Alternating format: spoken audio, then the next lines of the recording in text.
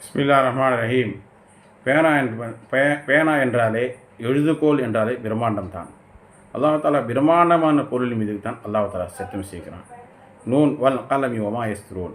பேனாவின் மீது சத்தியமாக. பேனா என்பது 3 வகையான பேனாக்கள் இருக்கின்றது. ஒன்று அல்லாவின் பேனா, இரண்டாவது மலக்குமார்களின் கைவசத்தில் இருக்கக்கூடிய பேனா, மூன்றாவது மனிதர்களின் கைவசத்தில் இருக்கக்கூடிய பேனா. அல்லாவிடம் இருக்கக்கூடிய பேனாவில் அல்லாஹ் ஒவ்வொரு மனிதனுடைய வாழ்வாதாரத்தையும் ஹயாத்தையும் மௌத்தையும் அல்லாஹ் எழுதி வைக்கின்றான். இரண்டாவது மலக்குமார்கள் ஒவ்வொரு மனிதனுடைய நல்ல செயல்களும் கெட்ட செயல்களும் எழுதுகின்றார்கள். அதேபோல் மனிதர்களின் கைவசத்தில் இருக்கக்கூடிய பேனாவில் மனிதர்களுடைய தலையெழுத்தே மாற்றிவிடுகின்றது. ஒரே ஒரு கையெழுத்து தான் ஒரு ஊரையே இல்லாதாக்கலாம், ஒரு சமூகத்தையே இல்லாதாக்கலாம். ஒரே ஒரு கையெழுத்து ஒரு சமூகத்துக்கு வாழ்வும் கொடுக்கலாம், ஒரு சமூகத்தை அழிக்கலாம். அந்த அளவுக்கு பேனாக்கு வலிமை உள்ளது.